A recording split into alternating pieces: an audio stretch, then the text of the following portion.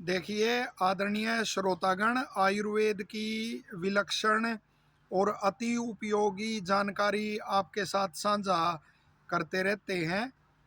तो उसी कड़ी में आज जो विरुद्ध अन्नपान है, तो उसके एक प्रसंग को आपके साथ साझा करना चाहते हैं। देखिए, आयुर्वेद के उसके ज्ञान के अभाव में वो मिथ्या आहार विहार करके और फिर रोगों का शिकार बनते हैं।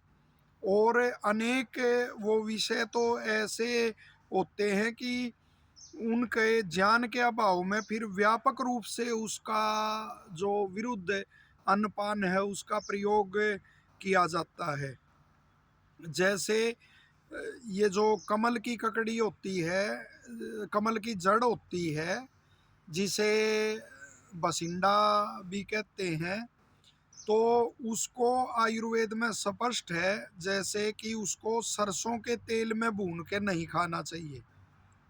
तो लेकिन उसका तो शायद बहुत प्रयोग इस रूप में किया जाता होगा। गांव में तो इसका प्रयोग नहीं करते, इसका सब्जी का। हम इसको सब्जी के रूप में खाना उसको हानिकर नहीं कह रहे, लेकिन आयुर्वेद में स्पष्ट लिखते हैं ऋषि कि इसको सरसों के तेल में भून के नहीं खाना चाहिए। तो विरुद्ध अन्न पान जो होता है उसके अनेकों वो हैं फिर विभाग के, कौन सा रस विरुद्ध है और कौन सा जैसे संस्कार विरुद्ध है। तो उसमें ये संस्कार विरुद्ध का एक उदाहरण है कि सरसों के तेल में उसका संस्कार करके उसको नहीं खाना चाहिए।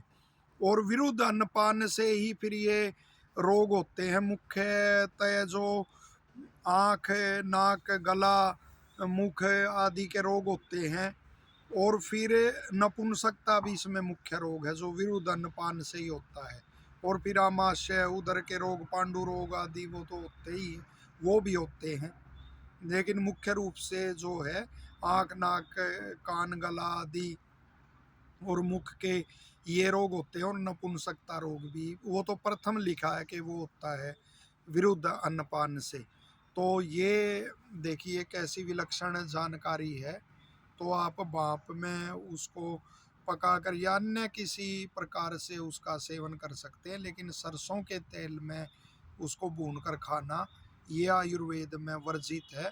और साथ ही लिखा हुआ है कि जैसे तुलसी है, चाहे किसी भी किस्म की, वो अलग अलग प्रकार है तुलसी के, सभी प्रकार की तुलसी है या लहसुन है, सहजन है, मूली है, ये खाकर भी दूध नहीं पीना चाहिए कि ये खाई है और फिर ऊपर से दूध पी लिया, उसमें भी पर्याप्त अंतर फिर होना चाहिए।